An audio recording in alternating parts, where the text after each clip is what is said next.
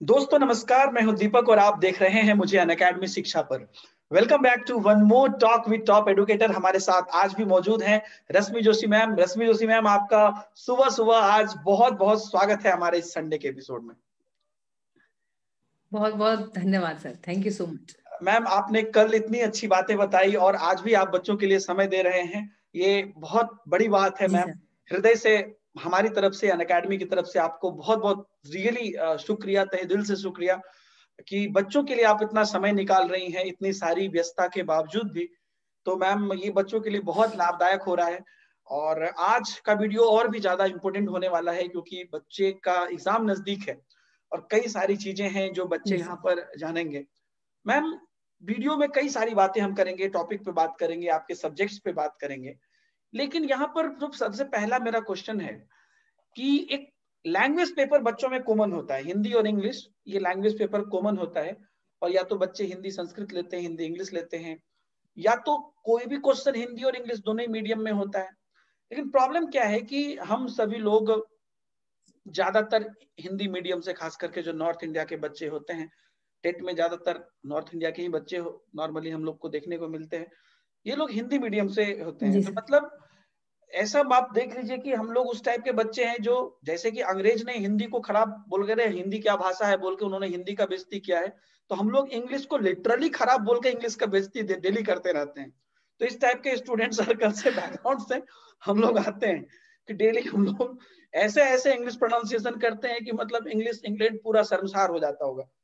लेकिन मैम, यहाँ पर इस जोक के अंदर एक सीरियस बात भी है कि कई बार ऐसी जरूरत होती है कि हमें लैंग्वेज का महत्व देना होगा और लैंग्वेज हमको जानना पड़ेगा। If you talk about Hindi और इंग्लिश बोथ, हमको जानना पड़ेगा। और कई जगह पर आपको इंग्लिश का भी बहुत इंपॉर्टेंस है, अगर आप इंग्लिश पेपर लिए हैं तो। इनफैक्ट कई बार ऐसा होता है कि सब्जेक्ट के क्वेश्चंस आपको हिंदी इंग्लिश दोनों में है, इतना कठिन हिंदी शब्द आ गया कि आपको कई बार इंग्लिश का सहारा लेना पड़ता है। तो देना पड़ता, बिल्कुल जी, सही। तो आप ये बताइए मैम कि हम सब लोग जो बैकग्राउंड, जो खासकर ज्यादातर बच्चे हैं जो एक बेसिक हिंदी या अपने रीजनल लैंग्वेज से हैं, वो कैसे करें? क्या ऐसा पॉसिबल है? क्योंकि बच्चे काफी डर जाते हैं, थक हार जाते हैं, सर बस लैंग्वेज के कारण क्वेश्चन नहीं बना। थोड़ा इस पे आप फोकस करिएगा मैम। सबसे पहले तो सर मैं सारे बच्चों को ये बता दूं कि अपने पर्सनल एक्सपीरियंस से कि मेरा प्योरली हिंदी मीडियम रहा है। जी मेरी एजुकेशन मैंने आपको प्रीवियस वीडियो में भी बच्चों को बताई कि बहुत ही बेसिक तरह से हुई है, नॉर्मल सी स्कूल, सरकारी स्कूल में हुई है, जी जहाँ पे हिंदी पढ़ना ही बच्चों को फ्री जो है, सही प्रोनाउंसिएशन और सही उच्चारण नहीं आता था। जी तो ऐसे में इंग्लिश तो भूल ही जाना चाहिए। जी लेकिन ऐसे समय में आपके लिए ये बहुत इंपॉर्टेंट हो जाता है कि आप अपने ऊपर कितना काम कर रहे हैं। हम हर चीज के लिए स्कूल को दोष नहीं ठहरा सकते, हम हर चीज के लिए फैमिली को दोष नहीं ठहरा सकते। कई चीजें हमें खुद से भी सीखनी पड़ती हैं। जैसे जी। मैंने अपने जो भी थोड़ा बहुत, मैं मुझे लगता है कि प्रोनाउंसिएशन का बच्चा बोलते हैं कि आपका प्रोनाउंसिएशन उच्चारण सही है, अच्छा तो जी उसका ये है सर, अभ्यास से हुआ है। और सारे बच्चे चाहे इंग्लिश सीखना हो वो भी आप अभ्यास से कर सकते हो, प्रोनाउंसिएशन उच्चारण भी आप अपने अभ्यास से कर सकते हो बेहतर। तो ये सारी चीज ऐसा नहीं है कि हम लोग सब पेट से सीख कर आते हैं, बहुत सही। सारी चीजें हमें देश दुनिया से सीखने को मिलती हैं। वातावरण जो हम लोग सर पढ़ते हैं, हेरिडिटी, एनवायरनमेंट, जी ये सारी चीजें हमें एनवायरनमेंट से भी सीखते हैं। कि जी इंग्लिश नहीं आती थी तो इंग्लिश सीखा। जी अगर आप कोचिंग कर सकते हैं कोचिंग कीजिए, ऑनलाइन ऑफलाइन, नहीं तो आप आजकल दुनिया भर की मीडियम है, वहां से आप अपना लैंग्वेज पे कमांड बनाइए, जी गलतियां करिए। गलतियां नहीं करेंगे तो कैसे सीखेंगे? तो जी हमने भी बिल्कुल, हिंदी आता था, हिंदी मीडियम बैकग्राउंड था एकदम प्योरली। लेकिन जी अब ये है कि ऊपर वाले का करम है कि हिंदी इंग्लिश दोनों में सब कुछ डील कर लेते हैं, कोई समस्या नहीं आती सर। तो जी बच्चे भी ऐसा कर सकते हैं। आपने जो भी भाषा चुनी है बस उसको शिद्दत से पढ़िए, प्रैक्टिस करिए। जितना आप अभ्यास करेंगे, प्रैक्टिस करेंगे, उतनी ज्यादा पॉलिशिंग आएगी आपके काम में। तो जी ये हर एक प्रोफेशन में भी होता है और एक स्टूडेंट के तौर पे आपको भी ये फायदा करेगा कि मोर प्रैक्टिस, मोर एंड जी मोर प्रैक्टिस। जी। एक्चुअली मैम, लास्ट वीडियो में जैसा कि बच्चों ने जाना आपके बारे में ऑलरेडी कि आप बहुत ही ज्यादा मतलब बेसिक एक बैकग्राउंड से थे, लेकिन लेटर वीडियो में आपने ही कहा कि एक समय था जब आपने किसी अमेरिकन वेबसाइट के लिए आपने ब्लॉगिंग की, जो कि मुझे लगता है कि एक जी सर। चरम स्तर का बात हुआ, जो कि अगर आप वहां पर, आपको एक परफेक्ट इंग्लिश आनी चाहिए उस चीज के लिए, क्योंकि वो जी सर। लैंग्वेज पर ही वो ब्लॉगिंग जानी जाएगी। तो ये बिल्कुल ट्रांजिशन बिल्कुल आपके सर। साथ हुआ और आपने अपने मेहनत से किया, क्योंकि कुछ तो बैकग्राउंड में था नहीं। अब 8th क्लास तक लोग, आप भी मैम जी सर। पढ़ाते हैं, अ, हाँ सर, बिल्कुल। कहीं भी अगर आप 8 क्लास तक आप किसी चीज को नहीं जाने तो वो आपका, इसका मतलब कि बचपन से आपके साथ वो नहीं था, तो उसको आपने कहीं ना कहीं नयापन है आपके लिए, वो नया चीज है और उसको आपने पूरी तरीके से सीखा है और किया है। तो मुझे आप जैसे आपने कहा कि बिल्कुल हर बच्चे कर सकते सर हैं। इसके लिए मैं एक बात बोलना चाहूंगी, जी एक बात सर उसके लिए बोलना चाहूंगी जी कि जब मुझे लगा कि मेरी इंग्लिश ठीक नहीं है, मतलब मुझे उस पर काम करने की आवश्यकता है, तो जी उस समय सर मैं बताऊं कि सर 100 रुपए, आप बिलीव करोगे, 100 रुपए एक जी फीस लेते थे सर, हमारे जी घर के पास में पढ़ाते थे, तो वो इंग्लिश पढ़ाते थे। और आप जानते हैं ऐसे कई टीचरों के साथ हो जाए जो बहुत टैलेंटेड होते हैं, पर सर सोसाइटी में उनको उतना रिकॉग्नाइजेशन नहीं मिलता है, नहीं मिलता है। पहचान उतनी नहीं मिल पाती है, हम्म खासतौर पर जो ईमानदारी से पढ़ाती हैं। हम्म तो उनके साथ में भी ऐसा था, बहुत अच्छी उनकी पकड़ थी इंग्लिश में, तो मैंने उनसे सर, उनकी सिर्फ 100 रुपीज पर मंथ फीस थी हम्म सर, कुछ मंथ मैंने उनसे पढ़ा था इंग्लिश को, और इतना अच्छा वो उन्होंने पढ़ाया कि वहां से ये लगा कि नहीं, कॉन्फिडेंस आया कि ये वाह। कि हम लोग ब्लॉगिंग जैसी चीज भी कर सकते हैं, हाथ आजमा सकते हैं, एक दो शब्द यहाँ वहां हो जाए तो कोई सर फांसी पे नहीं लटका देगा आपको, सही बात। लेकिन यहीं से आप सीखते हैं। जी तो सर ये है कि एक अच्छे गुरु का जीवन में हमेशा महत्व होता है, और आज तो बच्चे बहुत लकी हैं कि अन अकेडमी पे उनको इतने सारे गुरु एक साथ देखने को मिल जाते जी हैं, बिल्कुल। और बहुत हर महत्व चीज होता है उनको, सर। मतलब अगर अभी माइंड में कुछ आया, कुछ डाउट है, तो तुरंत उनको उसका जवाब भी मिल जाता है। उस चीज के लिए अलग अलग ऑप्शंस भी हैं। ऐसा भी नहीं है कि मान लीजिए ऑप्शंस भी आपको रश्मि जोशी का या दीपक हिमांशु का चेहरा नहीं पसंद है, तो आपके पास और भी ऑप्शन हैं। आप कर सकते हैं। बिल्कुल। तो मैम, बच्चों लोगों को मैं यहाँ पे बताता हूँ, जो लोग ऐसे तो सब लोग जानते हैं, लेकिन फिर भी मैम मेरी साथी टीचर हैं। मतलब मैं मैम का साथी टीचर हूँ सीडीपी में।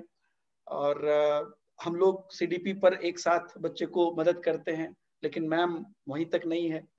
Ma'am because political science background से हैं, तो ऑब्वियसली आप पीएचडी हैं, तो आप समझ ही सकते हैं कि मैम की पॉलिटी कैसी होगी। आप लोग पढ़ते भी हैं, पॉलिटी की बेस्ट टीचर हैं। एसएसटी पूरी आप लोगों को मैम समय समय पर करवाते रहती हैं।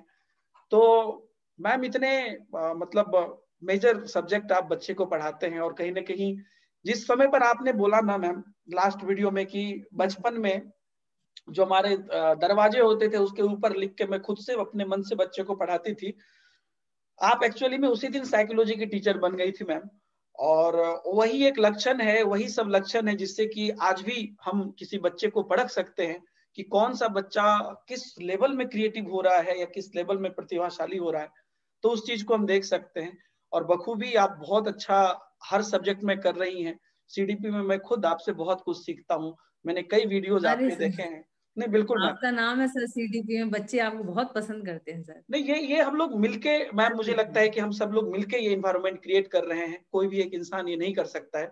और ये बहुत, मतलब मुझे पता नहीं मैम कि जब दो लोग एक सब्जेक्ट के होते हैं तो पता नहीं दो लोगों में लड़ाई होती है, ये होती है। मैं गर्व से ये बात कह सकता हूँ कि मैं एक सीडीपी के बहुत बड़े महारथी के साथ मैं आज बैठा हुआ हूँ, और हम लोग मिलके इस चीज को आगे बढ़ा रहे हैं। तो इससे मुझे और जी गौरवान्वित सर। फील हो रहा है कि मैं अकेला नहीं हूँ इस जंग में। मेरे साथ ऐसे धुरंधर टीचर लोग हैं कि अगर कहीं मेरे से छूटा तो वो पकड़ लेंगे। तो ये चीज मतलब हम लोग मिलके ही कर रहे हैं मैम।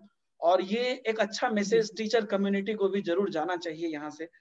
तो ये सर टीम वर्क है सर हम लोगों का। बिल्कुल बिल्कुल। तो मैम थोड़ा सा जी मैं सर। आपसे पहले तो सीडीपी के बारे में ही जानना चाहूंगा, और फिर एसएसटी के बारे में जानना चाहूंगा, और फिर ओवरऑल भी जानना चाहूंगा कि आने वाले एग्जाम में बच्चे क्या क्या ध्यान रखें, कैसे रखें कि वो बेस्ट परफॉर्मेंस कर सके, क्योंकि सबको मार्क्स की भी चिंता है नॉलेज के साथ साथ। तो कैसे वो बेस्ट जी परफॉर्मेंस कर सर। सके आने वाले एग्जाम्स में। सर ये हम सभी लोग शिक्षक जब बच्चों को पढ़ाते हैं तो पढ़ाने के दौरान ये सब चीजें हम लोग उनको बताते रहते हैं कि बेटा आपको एग्जाम में कौन कौन चीजों का ख्याल रखना है। जी जैसे उनमें सबसे इंपॉर्टेंट होता है आपको आत्मविश्वास कम नहीं होने देना है। कई बच्चे जी क्या हो जाते हैं कि पढ़ाई तो बहुत अच्छे से करते हैं, लेकिन हम्म, एग्जामिनेशन हॉल में जैसे ही पहुंचते हैं तो उनको अंडर प्रेशर हो जाते हैं, जी दबाव और तनाव में वो इतने आ जाते हैं कि आते हुए क्वेश्चन को गलत कर देते हैं। जी तो ऐसा बच्चों को बिल्कुल नहीं करना चाहिए कि उनको ये सोचना चाहिए कोई भी एग्जाम फांसी पे तो लटका। मेरी तो मम्मी की एक लाइन मुझे सर हमेशा जीवन में याद फांसी पे नहीं रहती है लटका देगा। जी कि फांसी पे तो कोई लटका नहीं देगा, जी जान तो कोई ले नहीं लेगा। ये सही बात है, तो दिल बस को ये सुकून समझ मिलता है लेना सुन के। चाहिए। हम्म हाँ सर। जी तो ये है कि कोई आपको मारेगा तो नहीं कि भैया आपने एक नंबर क्यों कमाया। आपका हाँ जीवन में कोई एक डिग्री या कोई एक पर्चा आपकी पर्सनालिटी को डिसाइड नहीं कर सकता। सही बात। तो ये याद रखना चाहिए हमेशा कि जीवन मरण का प्रश्न नहीं बनाना। इससे क्या होगा, आपका तनाव कम हो जाता है पहली बार, जी कि बिल्कुल डेथ एंड कि नहीं, फिर जीवन मरण का प्रश्न नहीं बनाना है। दूसरा, जो भी पढ़ा है सर से पढ़े, मैम से पढ़े या कहीं से भी पढ़े आप, उसको ध्यान रख के क्रिस्प नोट्स जरूर बनाने चाहिए टॉपिक वाइज, एक कॉन्सेप्ट उसकी सब हेडिंग्स वगैरह, ताकि वो हैंडी रहे आपके, कि आपको एग्जाम आया है आप बिल्कुल पैनिक ना हो कि भाई मैंने ये उठा करके पढ़ लिया फिर वो उठा के पढ़ लिया। उससे क्या होता है, फिर दिमाग एकदम से मिक्स हो जाता है, कॉकटेल बन जाएगा फिर आपके दिमाग का। इसलिए बहुत ही हैंडी होने चाहिए नोट्स कि हाँ भाई डेवलपमेंट कॉन्सेप्ट है, इंडियन पॉलिटी में संविधान मैंने यहाँ पे कॉन्सेप्ट लिखा है, या फिर अगला मेरा इंडियन पार्लियामेंट कॉन्सेप्ट है, फिर आपका यहाँ प्रेसिडेंट, फिर प्राइम मिनिस्टर। तो इससे आपको एकदम क्लैरिटी मिल जाती है कि मुझे नोट्स में ये रिवाइज करना है जी। फिर आप एग्जाम पे पहले से बिल्कुल भी प्रेशर में नहीं होते। और दूसरा बात, आसान क्वेश्चंस को गलत नहीं करना चाहिए। बच्चे कई बार क्या होते हैं, आसान क्वेश्चंस गलत कराते तो वहां पे वो लीड खो देते हैं कम से कम 10-12 नंबर की। और यही बच्चे हैं ऐसे सर, मैं कई आपके भी परिचित में ऐसी कई सर, आपने भी दुनिया भर के बच्चों को पढ़ाया है, आप भी जानते हैं, हाउस वाइफ होती हैं बेचारी, वो घर का काम करती हैं, बर्तन धोती हैं, कई बार पढ़ती हैं तो पानी आ जाता है मोबाइल पे। इस परिस्थितियों में कई जो है महिलाएं करती हैं, पढ़ती हैं। कई लड़के होते हैं बेचारे जॉब करते हैं और पढ़ते भी हैं, नंबर बहुत अच्छे अच्छे लेकर के आते हैं सर।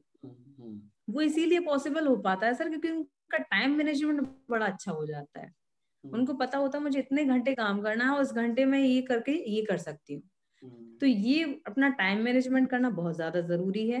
प्रेशर में नहीं आना चाहिए, नोट्स अच्छे से हैंडी रखने चाहिए कि मुझे अच्छे से कॉन्सेप्ट वाइज बनाया हो आपने, भले डिस्क्रिप्टिव वे में ना हो लेकिन पॉइंट वाइज होने चाहिए ताकि आप उनको रिवाइज कर सकें। और तीसरा जो है, जीवन मरण का प्रश्न ना बनाए किसी पेपर को।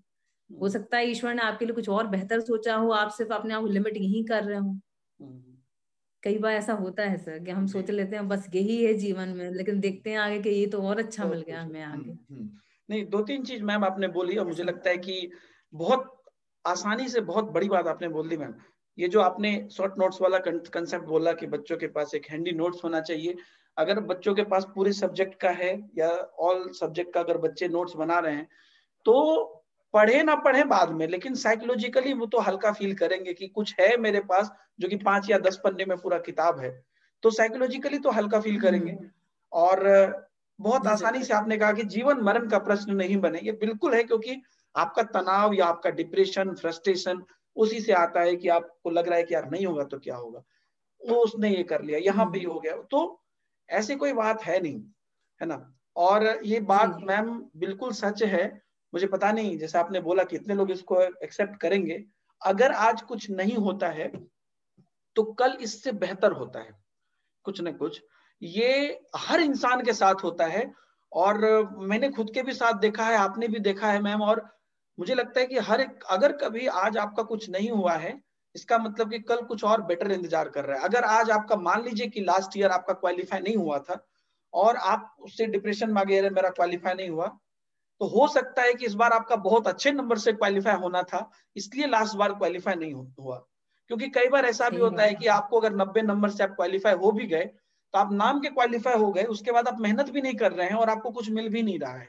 इसलिए शायद ऊपर वाले ने आपको 1 साल और रखा कि तुम भैया बेटा 120 नंबर लेके आओ और एक बार में क्रैक करो। और जब आप एक बार जॉब करने लगोगे तो 5 साल 10 साल बाद कोई ये नहीं पूछेगा कि आप कितने दिन तैयारी किए, कि आप कब जॉब लगी, आप उस समय पे जो पोजीशन में है, जो सैलरी है, बस वही चीज आपके साथ रहेगी। और उससे पहले की चीजें सब वो 1 साल 2 साल 5 साल या जो 6 महीना है वो सब सिमट जाएगी।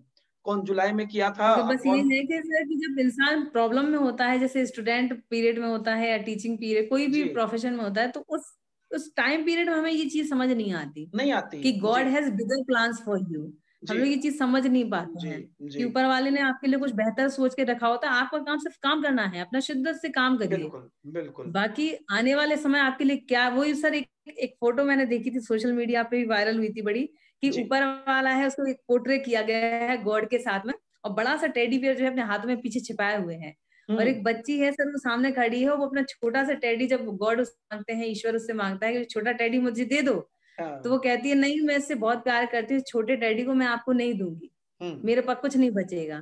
तो बच्ची को ये नहीं पता होता है कि इससे 4 गुना ज्यादा बड़ा आदम का टेडी वो देने वाले हैं, लेकिन उसके लिए उसको पहले वो छोटा टेडी देना पड़ेगा। बिल्कुल बिल्कुल, यही चीज बड़ा है। मैसेज छिपा होता है सर उस पोजीशन पे लोगों को थोड़ा सा समझने की जरूरत है। और सिंपल सी बात में तो मैम, मुझे लोग बहुत लोग इस चीज को समझ भी रहे हैं एक ही लाइन में हमेशा बोलता हूँ, जो आप कर सकते हैं वो करिए, जो आप रियली में नहीं कर सकते हैं, you are not capable in something, अगर आप नहीं कर पाए या नहीं कर सकते हैं या नहीं कर पाए, उसको छोड़िए। मतलब नहीं कर सकते हैं, सही मेरे बात से नहीं होगा तो नहीं सही होगा बात भैया। अब उसके लिए मैं रो क्या, जी वो क्या सोचेगा इससे नहीं होगा, वो क्या सोचा इससे नहीं हुआ, ऐसे में तो फिर गया सबसे बड़ा रोग, क्या कहेंगे लोग, सोचने दीजिए भैया, वो उनका काम है, सोचने सर। दीजिए। आपकी आवाज नहीं आ रही है। आवाज, हाँ अभी आ रही है, ठीक। हाँ हाँ हाँ सर, अभी जी, रुक गई थी। जी। जी। तो ये फिर लोग सोचते हैं, लोगों को सोचने दीजिए, उनका काम है, सबसे बड़ा रोग क्या दुनिया कहेंगे का लोग। सबसे बड़ा रोग क्या कहेंगे लोग। हाँ, तो ये तो उनका काम है ना, उनको सोचने दीजिए, आप करिए, आप जो कर पाते हैं करिए, बिल्कुल सही कहा मैम आपने। तो मैम, एग्जाम नजदीक है, बच्चे का कुछ चैलेंज है जो मैं आपके सामने शेयर करना चाहता हूँ, मतलब आप तो पता ही है आपको, जी बच्चे सर। जहां भी पढ़ाई कर रहे हैं, दिन भर पढ़ाई कर रहे हैं, कई बार बच्चों का ये रहता है कि सेल्फ स्टडी के लिए टाइम नहीं मिलता है, कई बार बच्चे का रहता है कि सब कुछ खिचड़ी बन जाता है, सब कुछ पढ़ लिया हम्म है लेकिन क्वेश्चन नहीं हम्म बन रहा है, समझ में नहीं आ रहा है, हम्म ये लग रहा है उसमें है, ये लग रहा है उसमें। अक्सर आपने सुना होगा बच्चों से हम्म कि मैम चैप्टर तो क्लियर है लेकिन क्वेश्चन के ऑप्शन में कंफ्यूज हो जाते हैं। तो थोड़ा ये सब पे हम्म। मैम बताइएगा, कैसे बच्चे अभी लास्ट मोमेंट पे, अभी जल्दी एग्जाम होने वाली है, कैसे बच्चे से डील करें। जी सर। जी सर। बहुत अच्छा क्वेश्चन सर पूछा आपने। जी सर इसके लिए सबसे इम्पोर्टेंट होता है एलिमिनेशन मेथड। हम लोग पढ़ाते हैं बच्चों को, पढ़ाते समय बताते हैं कि बेटा जब आपको उत्तर नहीं पता है, हम सब लोग सर्वज्ञानी नहीं है सर जो हमें सब कुछ पता होगा। जी। कई एक सी परीक्षाएं प्रश्न आते हैं, 150 प्रश्न है, तो उसमें से आपको 8-10 प्रश्न ऐसे बहुत नेचुरल सी बात है आपको मिलेंगे जो नहीं आते रहेंगे आपको। जी। ऐसे टाइम में एलिमिनेशन मेथड बहुत हेल्पफुल रहता है। आपको ये पता होना चाहिए कि इसमें से ये क्वेश्चन का आंसर तो नहीं हो सकता है, पहले उसको क्रॉस करते जाइए कि हम्म, ये तो मुझे पता है, इनके बारे में जानता हूँ या जानती हूँ, तो वो तो नहीं होगा। हम्म, उसके बाद में एक इंटेलेक्चुअल गैस लगाना बहुत जरूरी है कि ये क्या हो सकता है, 50-50 वाली पोजीशन में सर। हम्म, और नेगेटिव मार्किंग है नहीं तो बहुत हद तक सही हो जाते हैं सर इस तरह के प्रश्न। लेकिन बच्चे क्या होते हैं, बच्चे पैनिक कर जाते हैं, वो सोचते हैं, ओवरऑल जज कर लेते हैं क्वेश्चन को, ये तो मुझे आता ही नहीं है, जनरलाइज कर लेते हैं क्वेश्चन को, हम्म, ये क्वेश्चन तो मुझे आता ही नहीं है बस। लेकिन उस क्वेश्चन के अंदर जाइए, उसको पढ़िए और उसके बाद में ये देखिए क्या आंसर नहीं होगा। तो वो क्वेश्चन 50-50 की पोजीशन में अगर आप ले आते हैं तो आपका काफी हद तक सही हो जाता है। हम्म, दूसरी बात सर ये है कि बच्चे क्या गलती करते हैं, बच्चे कई बार भाषा के ऊपर ध्यान नहीं देते हैं। जैसे हम्म, कि ये सब बात मैं इसलिए बोल रही हूँ सर क्योंकि मैंने बच्चों को देखा है, आपने भी देखा होगा। बच्चे बिल्कुल सही। क्वेश्चन को क्या होता है सर, थर्ड देख लेंगे या फिर हमारी इंडियन कॉन्स्टिट्यूशन का लाइन देख लेंगे और फिर सोचेंगे अच्छा यही क्वेश्चन होगा, प्रिडिक्ट कर लेते हैं और फिर आंसर लगा देते हैं। और जी। घर आके देखते हैं अरे ये तो मैंने पूरा पढ़ा ही नहीं था। तो बच्चों को ये प्रिडिक्शन नहीं करना चाहिए, पूरा आराम से धैर्य से पढ़ना चाहिए उसको, उसके बाद आंसर लगाना चाहिए। इंटेलेक्चुअल गैस तभी लगाना चाहिए, पूरा पढ़ लीजिए। बच्चे धैर्य नहीं दिखाते हैं और इस वजह से उनको फिर घर आकर के दुखी होते हैं कि मैंने पूरा नहीं पढ़ पाया। जी। कई प्रश्नों में होता है नहीं लिखा होता सब ब्लॉक लेटर्स में, आपने ध्यान दिया होगा, जी। नहीं पूछा है, तो ध्यान नहीं देते हैं और फिर अच्छा मुझे पता था कि नहीं मैंने ध्यान नहीं दे पाया।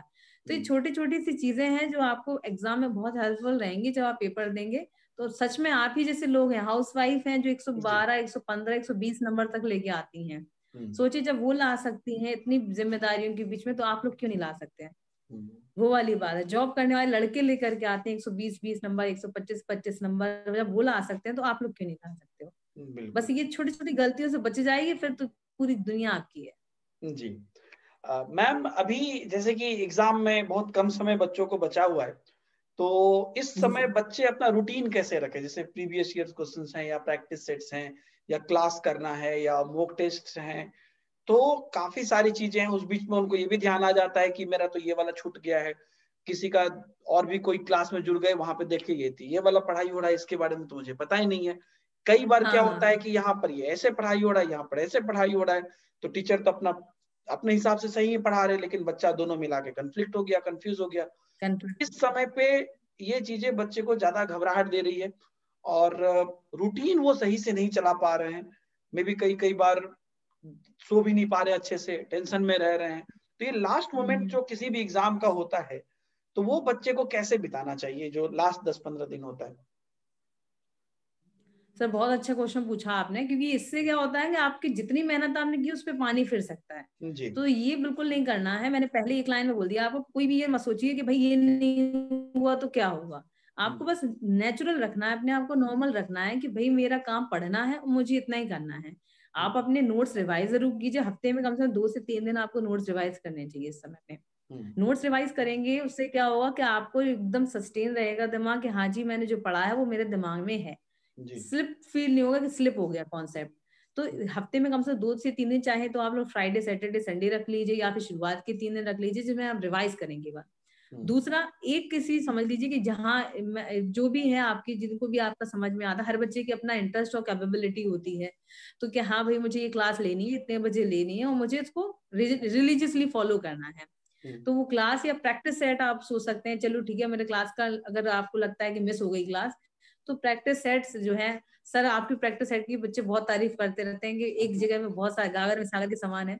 तो आपको जो सही लगे, जो आपको लगे कि नहीं आपको गाइडेंस सही दे सकती है, वो उस किताब से आप प्रैक्टिस जरूर करिए। प्रैक्टिस करने से आपकी क्या होती है, फिर मैं बोल दूं रिफाइन होती हैं चीजें आपके दिमाग में। एक्सप्लेनेशन जो देखते हैं उससे आपके 2 से 3 क्वेश्चन और तैयार होते हैं जी। तो इस तरह से प्रैक्टिस का जरूर टाइम बना लीजिए, चाहे आप क्लास के थ्रू प्रैक्टिस करें या प्रैक्टिस पेपर से प्रैक्टिस करें। तो अपने लिए नोट्स रिवाइज करना है, प्रैक्टिस करना है, बहुत नेचुरल और बिल्कुल शांत रहिए। कुछ भी ऐसा नहीं है कि कोई कि बिल्कुल दुनिया खत्म हो जाएगी किसी दिन के, ऐसा लगता है कई बच्चे इतने ज्यादा प्रेशर में आ जाते हैं कि अब क्या होगा, एग्जाम आ रहा है। तो ऐसा नहीं सोचना चाहिए, अपने नोट्स रिवाइज कीजिए, कॉन्फिडेंस रखिए और अपना रिलीजियसली फॉलो कीजिए प्रैक्टिस सेशन। तो प्रैक्टिस तो बहुत इंपॉर्टेंट हो जाती है इस टाइम पे जी। मैम इसी से जुड़ा हुआ एक क्वेश्चन और मैं कर रहा हूँ, हालांकि उसका पार्ट ऑफ द आंसर आपने ऑलरेडी दे दिया है। जैसे कि बच्चे एग्जाम जैसे क्वेश्चन पढ़ते हैं ना बच्चे, तो क्योंकि हड़बड़ी में रहते हैं, आप भी अगर क्लास में भी अगर क्वेश्चंस कराते होंगे, पोल देते होंगे, बच्चे बड़ी हड़बड़ी में रहते हैं, जल्दी पोल दीजिए, जल्दी आंसर करिए, क्वेश्चन भी आ गया तो खुद गलत भी टच हो गया जी हाँ, कभी गलत टच हो जाता है, कभी गलत टच हो गया, हाँ ऑप्शन को ढंग से नहीं पढ़ पाए, या कुछ ऐसी चीजें हो गई सडनली में। तो मैंने पिछले 7-8 सालों से जितने भी एग्जाम्स को मैंने देखा, खास करके मैंने ये ऑब्जर्व किया मैम कि टेट कैटेगरी के जो बच्चे हैं, इसमें ज्यादातर बच्चे नॉलेज के कारण गलती नहीं करते हैं।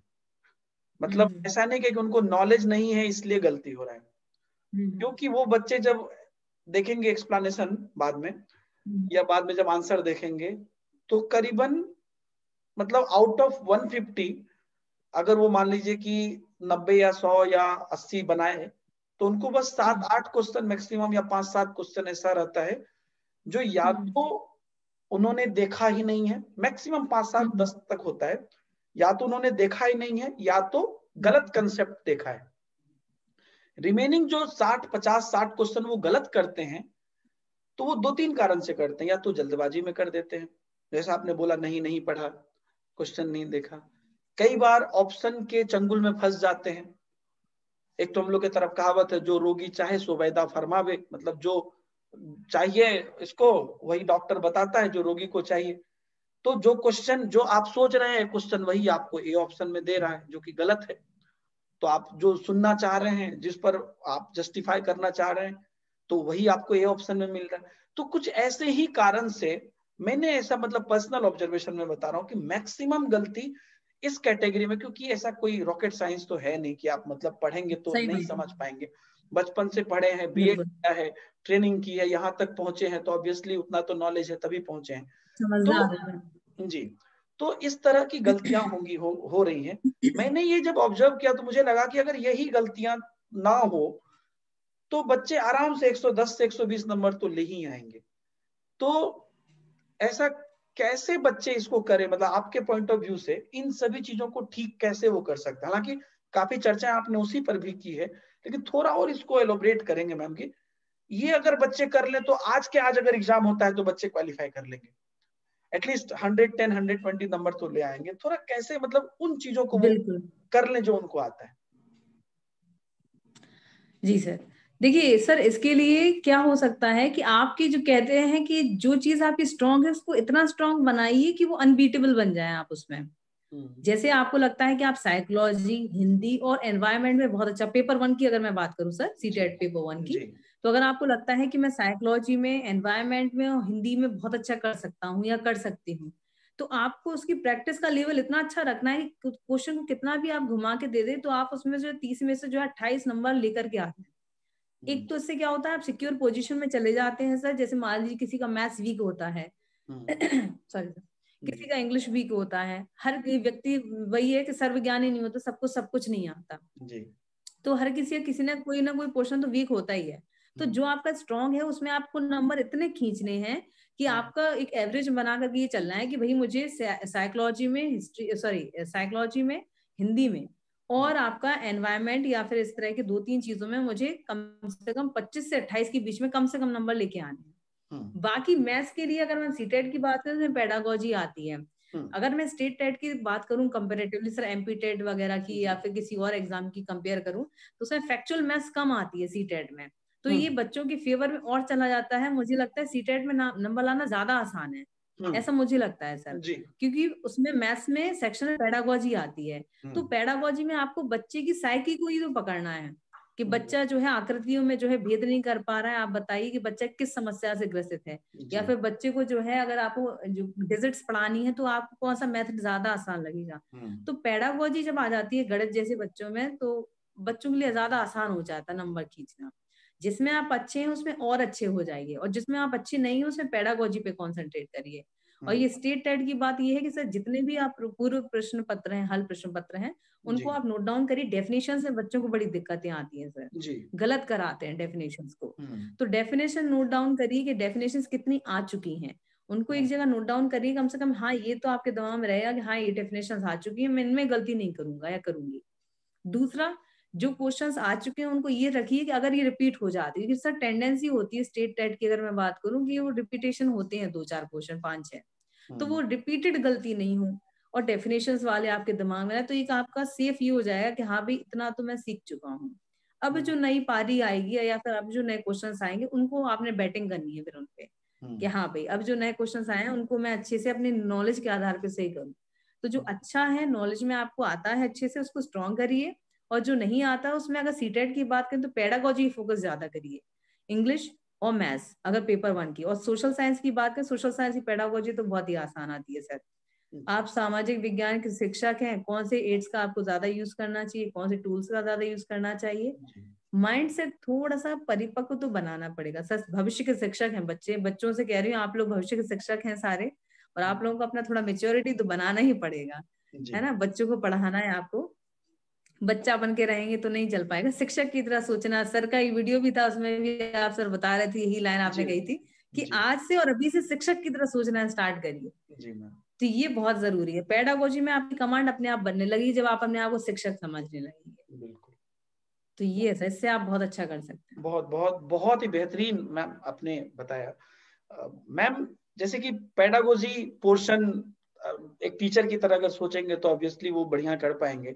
और एक आपने और बढ़िया डबल कोट किया एक बात को कि अगर आपका कोई पेपर बढ़िया है उसको और बढ़िया कर लीजिए, बढ़िया से कर लीजिए कि उसके मार्क्स ना चले जाए। नहीं तो एक हम लोग की तरफ बिहार में कहावत है कि बापो गया बपोतियो गया, मतलब जिस चक्कर में है वो भी नहीं है, वो भी गया ये भी गया। तो वो ये है तो ये तो चलो थोड़ा बहुत हो ही गया है, ये भी कर लेते हैं, मैं ये भी गया सादे सब सदे सब सादे सब खोए। तो आराम से आपका जो अच्छा है उसको एटलीस्ट इतना कंट्रोल कर लीजिए कि वो आप सिक्योर कर सकें अपना मार्क्स। और बाकी पेडागोजी पोर्शन पर जैसा मैम आपने कहा कि सीटेट के लिए बहुत अच्छी बात है कि आप अपनी टीचर की भावनाओं से उस चीज को आंसर हल कर सकते हैं कि एक बेहतर टीचर क्या करेगा उस पोजीशन पे। और हर चीज कोई नहीं कर सकता है, मतलब ऐसा नहीं है कि हम किसी को डिमोटिवेट कर रहे हैं कि आप नहीं कर सकते, कोई भी इंसान हर चीज नहीं कर सकता है। तो इसलिए अगर कुछ छूट भी गया है तो मतलब ठीक है, ऐसा भी कुछ नहीं है। आप कोशिश करिए जहां तक आप कर सकते हैं, लेकिन जितना आपने किया है उतना को आप अच्छे से परफॉर्म करके आइए तो हो जाएगा। मैम वो कहते हैं ना कि सचिन तेंदुलकर से बोलिए कि आप शास्त्रीय संगीत गा दीजिए, तो वो नहीं गा पाएंगे क्योंकि वो क्रिकेट के भगवान है। मैंने एग्जाम्पल भी एक बार दिया था कि अगर मान लीजिए कि धोनी के पिताजी बोलते कि बेटा तुम बीएड कर लो और झारखंड टेट में फॉर्म भरो, तो बेचारा नहीं अच्छा कर पाते। आज वो देश के लिए कितने बड़े क्रिकेटर रहे हैं। तो सबका अपना अपना ये है ना। ओके, तो ये चीज तो है मैम, बिल्कुल तो सबका अपना अपना एक वैल्यू है, अपना अपना एक एरिया है, उस एरिया में है। मैम पैसेज पोएट्री का भी बड़ा योगदान होता है लैंग्वेज पेपर में। अगर हम बात करें तो मार्किंग तो सबका बराबर ही है, कोई सब्जेक्ट वाइज है नहीं। पैसेज पोएट्री 2 सब्जेक्ट है, 15-15 मुझे लगता है कि 30 नंबर टोटल हो ही जाता है 150 के अंदर। तो इसको लाने का मतलब कैसे आप सजेस्ट करते हैं कि ये 30 नंबर बच्चे, क्योंकि मैं तो बोलता हूँ पैसेज पोएट्री मतलब किताब देखे लिखने वाली बात है, तो इसको कैसे समय पर अच्छे से बच्चे कर लें? जी जी सर, पैसेज पोएट्री के लिए है कि आपको सबसे पहले तो बच्चे क्या होते हैं, टाइम, इसमें टाइम मैनेजमेंट का बड़ा रोल होता है। आप पेपर में जब पेपर करते हैं तो बच्चे जब स्टार्टिंग करते हैं तो उनको दिमाग में रहता है अभी तो बहुत टाइम है, 2.5 घंटे आराम से हो जाएगा। जी तो जब वो बहुत टाइम वाली चीज है, जब कब वो पास होने लगती है क्वेश्चन करते हैं पता नहीं चलता। और पैसेज में, और खासतौर पे सीटेट की परीक्षा आ रही है तो उसमें टाइम बहुत इंपॉर्टेंट रोल निभाता है। क्योंकि पैसेज में अगर आप सोचेंगे तुक्का मार देंगे वो हो जाएगा, नहीं, गलत बात है। उसके लिए टाइम आपको चाहिए। तो आप कम से कम ये है कि अगर 2.5 घंटे का पेपर है तो उसको मान के चलिए कि मेरा 2.25 घंटे का पेपर है। 15 मिनट आपको जो है लेस करके ही समझना चाहिए कि मेरा 2.25 घंटे का पेपर है। उसमें आपको पैसेज के लिए कितना टाइम निकाल के चलना, शुरू से समझना जरूरी है। सर ये बहुत ज्यादा नंबर प्राप्त करने का माध्यम बनता है पैसेज, हिंदी में, इंग्लिश में भी। तो आप क्या कर सकते हैं, सबसे पहले पैसेज कम से कम थरली पढ़िए, 2 बार अच्छे से पढ़ लिया आपने। 2 तरीके होते हैं सर, जहां तक मैं जानकारी मुझे हुई है अपने एक्सपीरियंस के आधार पर थोड़े बहुत, कि एक तो आप पैसेज को अच्छे से स्टडी करिए और स्टडी करने के बाद फिर क्वेश्चंस को देखिए। या फिर दूसरा तरीका होता है पहले क्वेश्चंस को पढ़ लीजिए। क्वेश्चन को जब आपने अच्छे से पढ़ लिया उसके बाद में फिर 2 बार आप पैसेज को पढ़िए। तो इससे आपको कीवर्ड्स पता चल जाते हैं, क्वेश्चंस के कीवर्ड्स कहाँ पे हैं पैसेज में। आप सबसे पहले उन कीवर्ड्स को अंडरलाइन कर लीजिए कि प्रश्न के जो कीवर्ड्स हैं उनको अंडरलाइन कर लिया आपने पेन से या पेंसिल से। और अंडरलाइन करने के बाद फिर आपने क्वेश्चंस को अटेम्प्ट किया तो आपको इजीली पता चलेगा कि मुझे ये 25 लाइन में सिर्फ ये 4 लाइनों से काम है। उसके बाद है फिर आप उसको जो है उसका ओवरव्यू लगा कर फिर आप, उससे क्या होता है, टाइम बच जाता है सर अंडरलाइन करने से कीवर्ड्स को। वरना बच्चे क्या होता है हौच पौच में क्या करते हैं, समझ ही नहीं आता उन्होंने क्या आंसर लगाए, क्या पैसेज है, कहाँ छोर है, कहाँ और है, कुछ समझ नहीं आता। तो उसको अंडरलाइन कर लीजिए, उसको आइडेंटिफाई कर लीजिए कि ये क्वेश्चंस के कीवर्ड्स यहाँ पे हैं। उसके बाद में फिर आराम से धैर्य से, टाइम तो आपको निकालना पड़ता है पैसेज के लिए। मैं सच में घड़ी देख रही हूँ जैसे एग्जाम चल रहा हो। हाँ नहीं, और इसमें मैम, और अगर आप इसमें आप टाइम देते हैं तो आप मतलब श्योर शॉट है कि आपका करेक्ट होगा। थोड़ा सा 1-2 मिनट अगर ज्यादा भी आपका लग जाता है तो घबराइए मत, क्योंकि हो सकता है कि किसी एक सब्जेक्ट के क्वेश्चन में आप 5 मिनट सोच लें, लेकिन यहाँ पर आप हर एक सेकेंड तथ्य पे ही सोच रहे हैं। क्योंकि जो नॉर्मल क्वेश्चन है उसका आपको पता नहीं हो सकता, आप गलत डायरेक्शन में भी सोच रहे हैं, लेकिन यहाँ पर वो पॉसिबिलिटीज है ही नहीं, सब कुछ आपके सामने है, आपको वैसे खोजना है, उस लाइन में खोजना है और बनाना है। जी तो सर एक बात यहाँ पे मैं एक और कहना चाहूंगी सर, जी जी कि बच्चों को दिमाग में ये नहीं सोचना चाहिए कि कितने मंथ लगेंगे या क्या होगा। आपके अंदर बहुत, सच में ये कोई फिलॉसफी वाली बात नहीं है, ना कोई दर्शन वाली बात है, ये बहुत नेचुरल सी बात है कि आपके अंदर सच में, स्वामी विवेकानंद की कोट है, मेरा पीएचडी भी उन्हीं पे है, कि आपके अंदर सच में असीम क्षमताएं होती हैं। आपको बस क्या करना है, हम खुद ही आंखों पे पट्टी बांध लेते हैं और बोलते हैं कितना अंधेरा है। तो वो वाली बात ध्यान रखनी चाहिए कि आप चाहें अपने पे अगर आप आ जाए तो आप 10-15 दिन में ही जो है ताबड़तोड़ प्रैक्टिस करके और रिवीजन करके नोट्स का आप एग्जाम क्वालिफाई कर सकते हैं। और अगर आपके अंदर विल पावर नहीं है स्ट्रॉन्ग, करना ही है वाली बात नहीं है, तो आपके लिए भी 6 महीने भी कम पड़ेंगे। तो बिल्कुल ये चीज आपको अंदर लानी पड़ेगी, भाई हाँ ठीक है मुझे इतने दिन में करना है, और आप करेंगे और आप कर सकते हैं वो चीज को। बस ये चीज है कर लीजिए कि हाँ मुझे करना है, कमर कस लीजिए। तो फिर कुछ पैसेज कुछ नहीं, कुछ गणित नहीं होता, फिर आपको हिम्मत ही बोलती है, फिर ये होता है। बिल्कुल, और वो हो जाता है। वही बात है, इसका कोई ये नहीं कि कितना दिन में होगा, आपका पैशन, आपका मोटिवेशन ये बताता है कि कितना दिन में होगा। और वो आप चाहें तो आप कुछ भी कर सकते हैं, मतलब जो लोग मान भी नहीं मेरा सर सकते। 12 दिन में क्वालिफाई हो गया था सीटेट जब मैंने दिया था। अरे वाह, मैं आपको अपना एग्जाम्पल दे रही हूँ, ये बात मुझे अपना टाइम में याद आ गया जब मैंने अभी दिया था। तो मैंने जब दिया था, मैंने ये था कि हाँ पेपर का फॉर्म भर दिया था, ज्यादा नहीं पता था कि डेट वेट कब आएगी, क्योंकि मेरा उस समय पीएचडी का काम चल रहा था, स्टार्टिंग ही थी मेरी एक तरह से पीएचडी की, 2017-18 की बात है। तो सर जब मैंने दिया तो मेरा ये था कि 12 दिन मैंने ढंग से पढ़ा था और अच्छे से हो गया था सब। तो बच्चों के अंदर में भी वो चीज है कि आपकी अपना, वही अपना पैशन है, अगर आप कर रहे हैं मतलब, तो आप ये भी कर सकते हैं जो कि मतलब लोग सोच भी नहीं सकता, आप कर सकते हैं, करके बताएंगे तब लोग बोलेंगे अरे कर लिया, तो वो चीज है। सही बात है। जी जी मैम यहाँ पे बहुत सारे बच्चे ऐसे, तो लगभग बच्चे आपको जानते हैं, आपसे जुड़े हुए हैं, लेकिन कोई बच्चे ऐसे जो नए होंगे, आपके क्लासेस से जुड़ना चाहते हैं, आपको आपके साथ पढ़ना चाहते हैं, तो आपकी कौन कौन सी बैचेज चल रही है या कोई आने वाली है, और जो भी अभी नेक्स्ट सीटेट के लिए या आगे के लिए एमपी टेट या रीट या सुपर टेट या जितने भी एग्जाम्स हो रहे हैं, तो आपके बैचेज और टाइमिंग थोड़ा सा बता देंगे तो बच्चों के लिए थोड़ा आसानी होगा। अच्छा, ठीक है सर।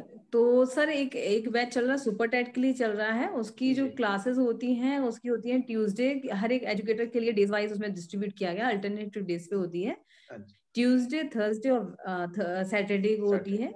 ट्यूसडे, थर्सडे और सैटरडे को होती है सुपर टेट की क्लास, होती है 3 से लेकर के 4 बजे तक होती है। उसके बाद डेली बेसिस पे सर 6 से 7 एक क्लास होती है, जो कि पूरी तरह डेडिकेटेड है 31st को जो एग्जाम है बच्चों का उसके लिए। और बच्चों की ही कहने पे ही सर उसको स्टार्ट किया था। साइकोलॉजी क्लास होती है सर। सोशल साइंस का कोर्स अगले मंथ से आएगा, बच्चे उसके लिए बड़े परेशान हैं इंडियन क्वालिटी के लिए, तो उसके लिए सर Feb 1 से स्टार्ट हो जाएगा कोर्स। अच्छा, तो वो किस टाइम पे होगा, मतलब टाइम डिसाइड नहीं हो? सर उसकी क्लास में इवनिंग में रहूंगी, क्योंकि सर मेरा दिन में, मैंने शुरू में बताया था कि क्लासेस होती हैं, तो उसकी इवनिंग में ही रखूंगी सर 6 बजे से। जी, तो मतलब अभी ट्यूसडे, थर्सडे, सैटरडे को आप 3 बजे बच्चे आपके साथ जुड़ सकते हैं, और अभी आने वाले एग्जाम के लिए 6 बजे शाम में आपके साथ जुड़ सकते हैं साइकोलॉजी के लिए, जिससे कि 31st उसकी को आप क्लास डेली टारगेट। होती है सर, 1 घंटे की। जी, वो डेली होती है, तो वहां पर आप जुड़ सकते हैं, बच्चे अपना फाइनल रिवीजन कर सकते हैं, रिफ्रेश कर सकते हैं और एग्जाम बढ़िया से दे सकते हैं। और आने वाले समय में इवनिंग टाइम में ही आपकी पॉलिटी की भी, जो आपने बताया, एसएसटी से रिलेटेड क्लासेस स्टार्ट होगी, जो कि आगे में भी बच्चे को हर स्टेट टेट के लिए हेल्पफुल होगी वो। राइट जी। जी सर। तो मैम बहुत अच्छा लग रहा है आपसे बात करके, लेकिन समय की सुई भी हमें ये कर रही है। मैम आप जाते जाते कुछ क्या संदेश देना चाहते हैं बच्चों को? पूरा प्लेटफॉर्म आपका, आप जो भी बोलना चाहते हैं, या कुछ अगर मिस हो गया हो, रह गया हो, तो प्लीज पूरा प्लेटफॉर्म आपका है, प्लीज मैम बताइए। बच्चों से बस ये कहना चाहूंगी कि अपने पैशन को फॉलो कीजिए। कभी ये मत सोचिए कि लोग क्या कहेंगे और क्या नहीं कहेंगे और तमाम चीजें। दुनिया में जिन्होंने नाम किए हैं वो लोग थे जिन्होंने अपने अंदर की अंतरात्मा को सुना, अपने अंदर की आवाज को सुना। अगर आपको टीचिंग पसंद है तो आप उसमें आगे बढ़िए। जबरदस्ती करेंगे तो ज्यादा दूर तक जा नहीं पाएंगे। तो अपने अंदर, और एक और बात है, जैसे हम लोग पढ़ते हैं सर, स्पीयरमैन को पढ़ते हैं, जी फैक्टर, एस फैक्टर पढ़ते हैं हम लोग। एक ही व्यक्ति के अंदर जो है 2 तरह की चीजें भी हो सकती हैं, और मल्टीपल फैक्टर जो हम पढ़ते हैं, यानी कि बहुत सारी चीजें भी हो सकती हैं। लेकिन किस चीज को हॉबी बनाना है, किस चीज को करियर बनाना है, इसके बीच का अंतर भी आना चाहिए। तो ये बहुत इंपॉर्टेंट है कि आप लोग पॉजिटिव रहें, कॉन्फिडेंट रहें, अपनी लाइफ को लेकर के क्लैरिटी रखें। कभी भी किसी व्यक्ति, नेगेटिविटी हर किसी को मिलती है सर। आपने भी लाइफ में बहुत लोगों को देखा होगा जो टांग खींचते हैं, जो कहते हैं कि तुमसे नहीं होगा, क्यों लगे हो, है ना। हम सभी लोगों को कहीं ना कहीं ऐसे लोग मिलते हैं, उनको बस बहरे हो जाइए उस समय। सोचिए हमको सुनाई नहीं देता है उस समय। वो सर एक मेंढक वाली कहानी है ना सर, कि वो पेड़ पे मेंढक चढ़ता है तो उसको बहरा होता है, तो लोग चिल्ला रहे होते हैं, तो उसको लगता है लोग उसको मोटिवेट कर रहे हैं कि जा भाई तू कर सकता है, तू आगे बढ़, तू आगे बढ़। वो मेंढक जो है यही जोश में आगे बढ़ के वो चढ़ जाता है, जबकि रियलिटी में लोग कह रहे थे तू नहीं कर सकता, तू नहीं कर सकता, तू रहने दे। तो मेंढक बहरा था, तो उसने उस चीज को ये समझा कि मोटिवेट कर रहे हैं तो बहरा भी आगे बनना चाहिए जी। हाँ, और दूसरी बात ये कि लाइफ में जब आप आगे बढ़ जाते हैं, आप किस मीडियम से आ रहे हो, आप रिच फैमिली से हो, पुअर फैमिली से हो। जैसे मैं सर कहूंगी कि मेरी शुरुआत एक पुअर फैमिली से हुई। आर्थिक रूप से हम लोगों का परिवार काफी कमजोर था। ये समझ लीजिए कि लगता था कि 12th के बाद शायद एजुकेशन रुक जाएगी, फिर लगा आगे नहीं, ग्रेजुएशन के बाद रुक जाएगी, फिर लगा पोस्ट ग्रेजुएशन के बाद रुक जाएगी। लेकिन होते होते मेरे भाइयों ने भी बहुत मेहनत की, हम सब लोगों ने मेहनत की और परिवार को उठा लिया आपने। इसी तरह से आप लोगों के अंदर भी वो ताकत है कि आप लोग जो स्टेटस है उसको बदल सकते हैं, खुद से ही बदलेंगे। और दूसरों के ऊपर दोषारोपण करना बंद करिए कि हमारी फैमिली ने, हमारे स्कूल ने ये किया वो किया। अपने ऊपर काम करिए और ग्रूम करिए अपने आप को, और प्रोफेशन में आप बहुत आगे ले जाएंगे अपने आप को, और दूसरों को भी हेल्प कर पाएंगे फिर। बिल्कुल बिल्कुल मैम, बहुत बहुत धन्यवाद आपका हमारे इस एपिसोड में आने के लिए। और भी बहुत सारी बातें हम आगे भी करते रहेंगे, लेकिन ये जो 2 एपिसोड आपने के लिए जो आपने समय दिया है, ये बच्चे के लिए बहुत लाभदायक होगा, और हम सबों के लिए, जो कि आज तक रश्मि जोशी को एज ए टीचर जानते थे। आपके हर पहलू को हम लोगों ने समझा, आपके हर चीजों को हम लोगों ने देखा, और निश्चित ही जो आपने अपने कैरियर को और अपने फैमिली को जिस लेवल से जिस लेवल पर लाया है, ये पूरी नारी शक्ति के लिए, जितनी हमारी भावी शिक्षिका हैं या जितनी भी कुशल गृहिणियां हैं, सबके लिए भी ये एक बहुत बड़ा संदेश है और हम सभी लोग इससे मोटिवेट होते हैं मैम। और एक बार फिर से आपको आपकी एक वैवाहिक जिंदगी की बहुत बहुत शुभकामना। अपने पूरी फैमिली के साथ आप बच्चों के का उद्धार करने में लगे हैं, बच्चों के भावी भविष्य को बनाने में लगे हैं, इसी तरीके से लगे रहिए। और आपने बोला कि आप एक पुअर फैमिली से थे, जो कि आपको लगता था कि 12th हुआ कि ग्रेजुएशन होगा कि नहीं, तो उस समय पर निश्चित ही अनिश्चितता थी, लेकिन आने वाले जनरेशन के लिए अनिश्चितता नहीं है, क्योंकि रश्मि जोशी अपनी पूरी पढ़ाई करके आप लोगों के लिए लगातार मदद कर रही है और आगे भी करती रहेंगी। तो वो अनिश्चितता उनके साथ नहीं रहेगी और आपके स्टूडेंट ऐसे ही बड़े बड़े जगह पे पहुंचे और आपका नाम रोशन करे, हम यही शुभकामना करते हैं मैम। सर एक बार फिर से आपका दिल से बहुत बहुत धन्यवाद, और आपकी विनम्रता और आपके स्वभाव के इसलिए तो आप प्रसिद्ध हैं। अनअकैडमी का भी बहुत सारा धन्यवाद कि आपने अनअकैडमी ने मौका दिया कि हम अपनी बात को सब तक बच्चों तक पहुंचा सकें। हर चीज का जवाब क्लास में कमेंट बॉक्स में देना पॉसिबल नहीं होता। ये इतना अच्छा मीडियम आपने निकाला, अनअकैडमी की टीम ने निकाला कि हम लोग अपनी बात को रख सके। आप सबका बहुत बहुत धन्यवाद और थैंक यू सो मच जी। और बच्चों को भी बहुत सारा धन्यवाद। पढ़िए, परेशान मत होइए, हो जाएंगी चीजें आसान। बिल्कुल।